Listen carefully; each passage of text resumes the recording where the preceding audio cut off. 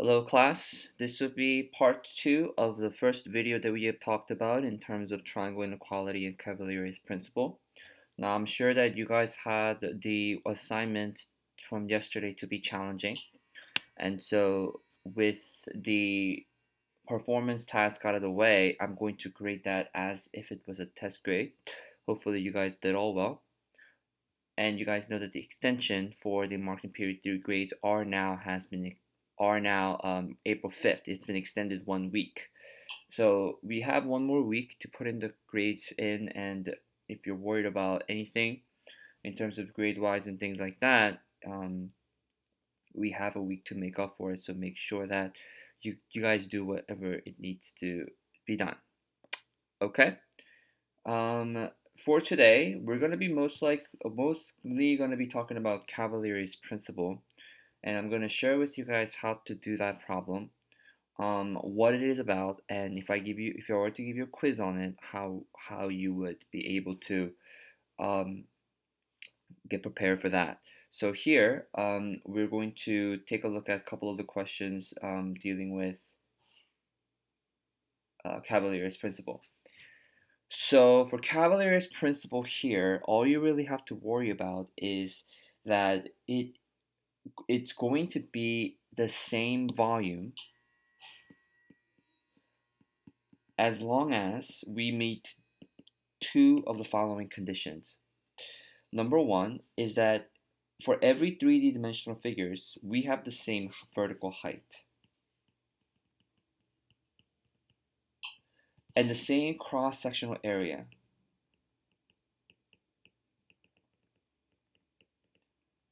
Then they have the same volume. So for example, usually what I do for Cavalier's principle is I get a stack of coins like this and I stack them as if they were cylinder. And then I make them a little bit like twisted like this. So let's say these are just like 10 stack of, I don't know, quarters. Okay, and these are basically the same amount of quarters, so 10 stack of quarters, but they're all in zigzag pattern, or they're not really stationed in this one nicely uniform manner. It's all over the place. What do you guys think about the volume here and here? It turns out that as long as they share the same vertical height, the step number one, and as long as no matter where they go, oh, this is not a good color. No matter where they go, the cross-sectional area here for that same height, if they're all the same, because if you think about it, cross-sectional area is if you were to take a plane cut, okay, of a 3D shape, you get a 2D two-dimensional figure. And so what is that going to be? As long as those two things are equal to one another, then we have what we call the same volume. Okay, so that's how you know we have the same volume. So that is going to be your main idea for today, Cavalier's principle. Now, if you take a look at some of these questions, for example, part B here, Keisha is deciding which two canisters, between the two canisters shown, which canister holds more. What is the volume of the larger canister? Okay, so for this one, what we have is that the first one is like the perfectly shaped uh, coins, quarters. We have the vertical height of being 25. That is going to be the same as this vertical height. Okay, so here and here. And the diameter of this is 20, which means if I were to find out the cross-sectional area using pi r squared, and you get 100 pi because the radius would be 10 since the diameter is 20, we get that the area of this particular jar has 100 pi. Now disregard that this cap is smaller than the bottle size. Discard all that. Just think of this as if it was a cylinder. Makes your math a lot easier to do. And then it says this slanted one in orange. You could label this in green.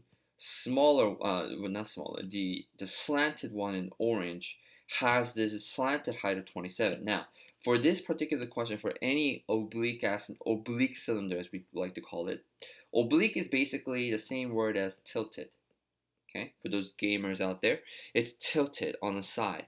And we don't really use this slanted height of 27 for whatever the reason, whatever the purpose it may be. And so what we're going to do is we're going to simply take the vertical height, remember from the previous slide, these two conditions has to be met, nothing more. So I find out that the area of this, the cross-sectional area, is the same as 100 pi because the diameter is the same, 20, and the height 25 is the same. So even though this cylinder here and this cylinder here, they look like they're different volume, they actually have the same volume because it meets the first condition of having the same cross-sectional area, and also it meets the part where their both vertical height is 25 centimeters. Therefore, what is the volume of the larger canister, it says? Well, there isn't one. This canister is an oblique cylinder, as oblique cylinder is a cylinder and as such that the segment joining the centers of the base is not perpendicular. So what that means is basically all of this is pretty much not really necessary. It means that it's tilted on the side. So when to ask the question, what is the volume of the larger canister, you say there are none. Because the volume is the same. Agreed? So that's how Cavalier's principle tells us the volume is preserved as long as those two conditions are met. Next question is this: how would the volume of the canister change if the diameter has been doubled? Well, that is really not Cavalier's principle question. So I'm going to skip this part. However, all you got to worry about is that then the cross-sectional area would get quadrupled. But because instead of, if this becomes 40 by doubling it, then the radius becomes 20. That means that, pi r squared equals 400 pi from your original 100 pi. So your volume would also be quadrupled from that because the height is pretty much the same. But this question is really not necessary to go over. Now, we're going to do a summary question, and there's going to be 3 more slides after this, 1, 2, and 3. And after that, that's pretty much it. You guys are going to just work on the Cavalier's principle worksheet, and then you're just going to turn that in for me. Cavalier's principle figures with the same height and the same cross-sectional area, and that will give you the same volume. So for example, we have these two shapes here. On last Monday, last week, I gave you assignments on how to find volumes of 3D shapes. We have this cross-sectional area here, and we have this cross-sectional area here. Notice how the volume is this. Notice the height is the same. So the second condition is a check. But does the cross-sectional area seems to be the same? Well, this is a rectangle with 5 and 6, so the area of this is 30. This is a triangle with a vertical height of 5 times the base of 12, but remember you have to 1/2 it because the area of the bases of a triangle is always 1/2 base times height. So that would give you 60 times 1/2 gives you 30, and look at that, they give you the same exact thing. So the volume of both of those are going to be preserved, they're going to be the same. You just simply take the 30, multiply by 14 because the volume of any cylinder prisms is the area of the base labeled as capital B times the height, vertical height. Next, again, this too, very similar question to the canister question that I've shown you before. One is a little bit crooked, tilted on the side, and one of them is straight forward. Now, these two have the same height, have the same radius, therefore, you're going to have the same volume. You shouldn't say that you have the same radius though, because that's not the word we're looking for. You should have the same cross-sectional area. Okay, that's the second condition. The first condition is at the same height, right? So as long as those two are the same, then we can simply take the volume of the first one and say that the volumes are matching to each other. So the pi times radius squared times the height gives you, plug into the calculator, and you'll get simply 863.9. Okay, let's go through these questions. And for these questions, what I would like you to do is I would like you to try these on your own. Pause the video now, and then take a look at these questions first, do them yourself, and then check the answers with me after you're done. Okay, so pause the video now and click it again once you're done. Okay, so I'm assuming that you guys are done now.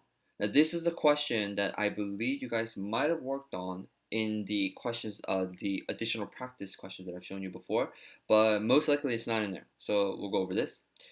Which figures have the same volume? And it says to explain. First of all, we want to know the same height. Do we have the same height or not?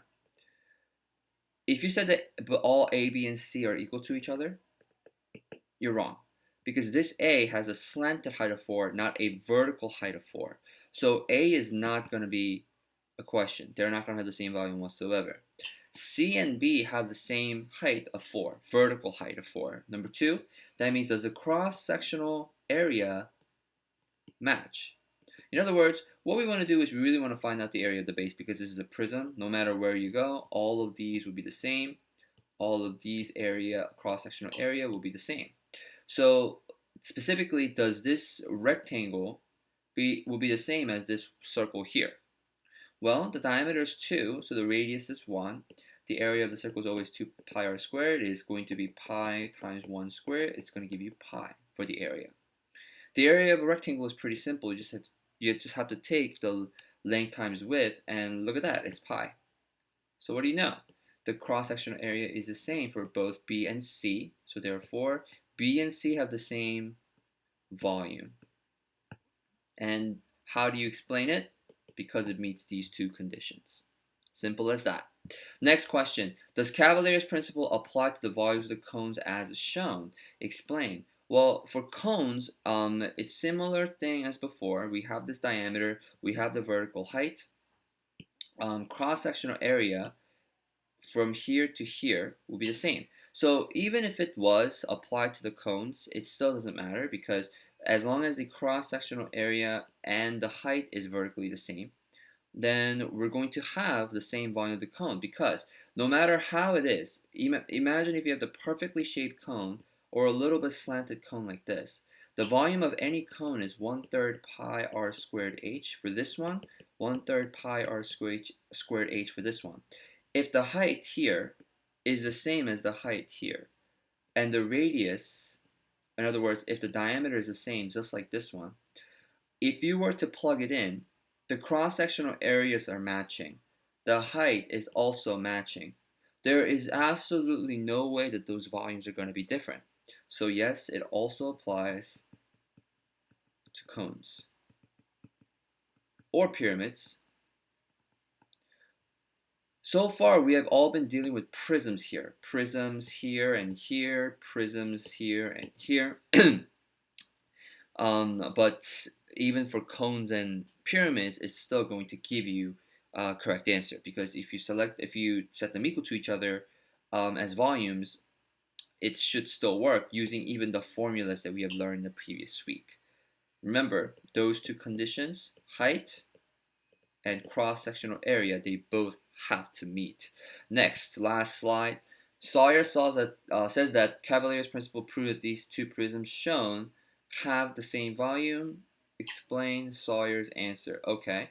Well, first of all, if we were to stack them, I know that's not because my saying, oh, this doesn't look really slanted here and here. It doesn't really have the perfectly perpendicular height. Well, actually, that is no problem because if you were to just stack them up like just a little bit better, like put this actually on the ground, it would be 12, this would be 6, and this vertical height of this triangle would be a 5. So there's no problem. So the vertical height is the same, but I believe what the problem here would be for this one. Oh, I'm sorry. Wait a minute. The problem here is that Sawyer says the Cavalier's principle proves that these two prisms have the same volume. Okay, so the problem here is that it's actually exactly this 12 here. The base is going to be the same because if you take a look, 3 times 10, and if you half it, it becomes 15. 5 times 6 becomes 30. Half that, you get 15. So the same cross-sectional area exists for both the first and second triangular prisms. But the problem here is that the height here and here is 12, but they're not going to be a perpendicular height. They didn't tell you that. So you cannot assume that this 12 would be a perpendicular height that that we desperately need in order to prove the Cavalier's principle. So the error is that the 12 is not perpendicular height or vertical height for that matter. That would be the more appropriate word. The cross-sectional area is good, but the height is slanted. that's why it's not going to work out. That's why the error analysis, that's what comes to being not possible using Cavalier's principle. Okay, so hopefully this video helped. Let me know if you have any questions on the worksheet, and please feel free to shoot me an email. Thank you and have a good day.